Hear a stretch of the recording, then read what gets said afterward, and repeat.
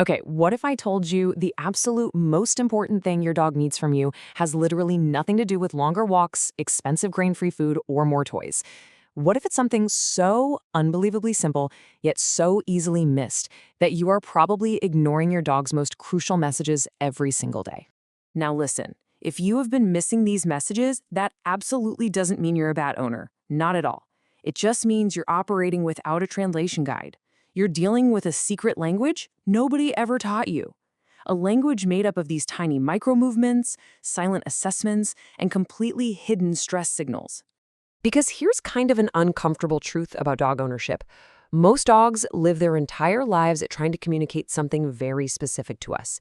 And most owners go their entire lives never fully receiving the message.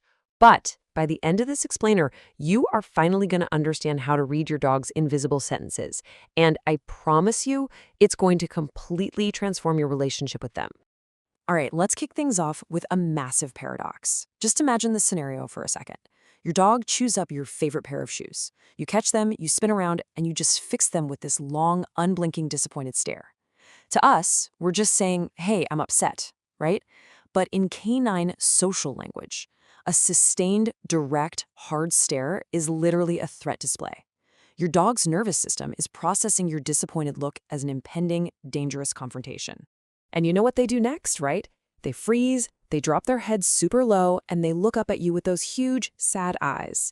We all call that the guilty look. But actually, scratch that. It's an appeasement behavior. Your dog is not feeling complex human guilt. They're using every single tool in their body language vocabulary to practically beg you not to escalate things. They're saying, hey, I'm not a threat. Please, make this stop. And there's a really hidden cost to those stares. Research published in the Journal of Veterinary Behavior actually shows that dogs subjected to frequent confrontational interactions, even totally unintentional ones like that disappointed stare, end up having significantly higher baseline anxiety. They become chronically hesitant to even approach you in neutral situations, just because they're constantly calculating whether your eye contact is safe or not. Nobody wants a dog that's nervously calculating their mood all day. You want a dog that's relaxed, right? One that actually chooses to hang out with you. So, what's the fix here? How on earth do you correct a dog without triggering this deeply hardwired threat response? Well, it's beautifully simple. Step 1, redirect them, instead of staring them down. Step 2, move calmly. Seriously, try not to loom over their physical space. And step 3, use your voice, not your eyes, to interrupt the behavior. By tweaking just this one little habit, you can instantly lower their daily anxiety. But hey, while your eyes might be causing unintentional stress, your hands might actually be interrupting a really crucial sentence. Picture this. You're just sitting quietly on the couch, right? Your dog ambles over, they sniff your hand, maybe they give you a quick nudge with that wet nose against your arm. What's your immediate instinct? If you're anything like me, you instantly reach out to pet them. But I really want to challenge you to try something radically different next time. Just pause and let them finish speaking. Because in that very quiet moment, something incredibly fascinating is going on. It's what we call the canine check-in. See, dogs use scent and physical proximity to run this highly detailed, deliberate assessment of exactly how you're doing. They are quite literally reading your body chemistry to check your stress levels, your emotional regulation, the whole shebang. It's actually a deeply purposeful act of care on their part. So the disconnect here is pretty huge. Immediately petting the dog feels like connection to us humans.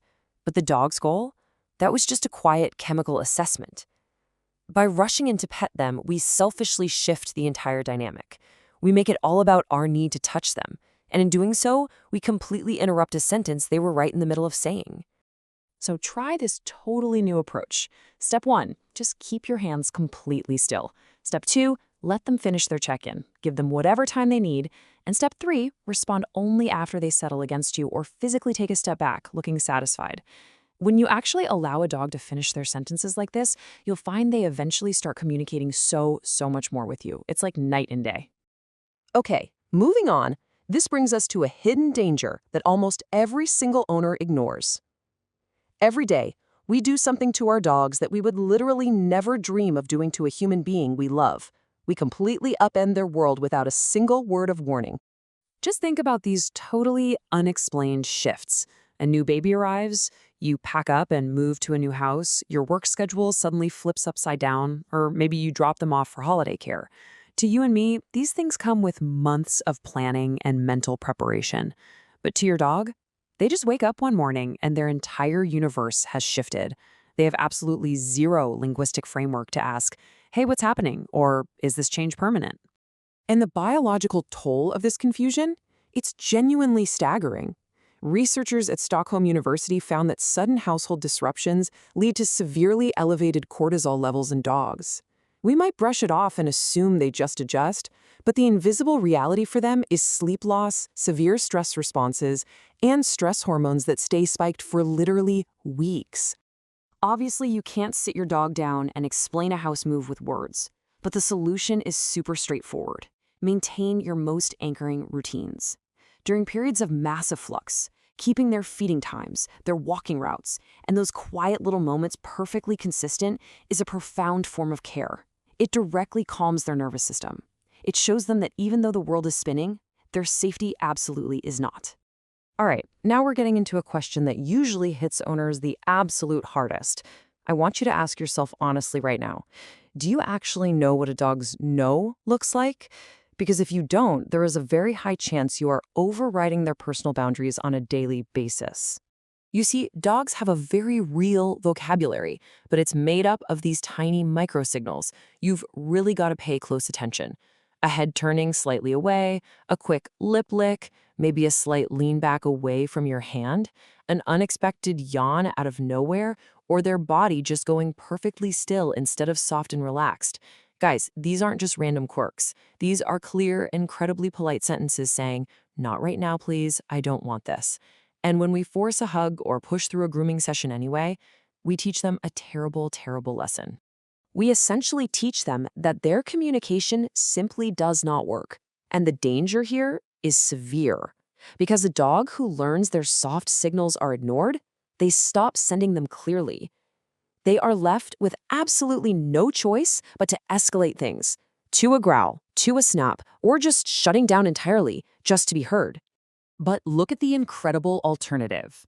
Research out of the University of Bristol School of Veterinary Sciences found something amazing. They noted that dogs with more autonomy over physical interactions formed stronger voluntary bonds.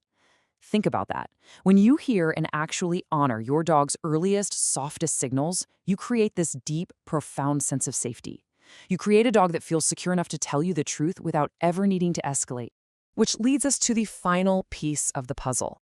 If you want a perfectly relaxed, deeply bonded dog, you have to do this. Be the exact same person every single day. Now, let's be super clear. They do not need you to be perfect. You don't need endless patience or to provide constant 24/7 stimulation. They just need you to be predictable. An unpredictable owner, someone who's super warm and cuddly one day but totally distracted and irritable the next, or whose rules change depending on their mood, that is exhausting for a dog to try and map out. Simple inconsistency is literally the strongest predictor of chronic anxiety. But a predictable owner, that signals to the dog's nervous system that it is finally safe to drop the constant monitoring. And honestly, showing up reliably is so much easier than you think. Feed them around the same time. Walk them with the same baseline level of patience. Respond to those microsignals we talked about with the exact same attention, regardless of how stressful your workday was. When you become reliable like that, your dog can finally relax into the loose, trusting, open version of themselves you've always wanted. It really all boils down to one core philosophy: less control from you, more trust from them. This is the ultimate shift. We're moving away from a human-centric relationship where we just impose our rules and totally misread their cues toward a deeply dog-centric one where we actually listen when they speak. So you now have the translation guide. You know how to stop accidentally threatening them with your eyes, how to let them finish those chemical check-ins, how to buffer them against sudden life changes, how to respect their polite, soft no, and how to become their most predictable safe harbor. So I'll leave you with this. Which invisible sentence are you going to start listening to today? Take a quick moment, reflect on everything we just unpacked in this explainer, and drop a comment below letting us know what you're going to change first. Thanks so much for hanging out with us and enjoy this brand new conversation with your dog.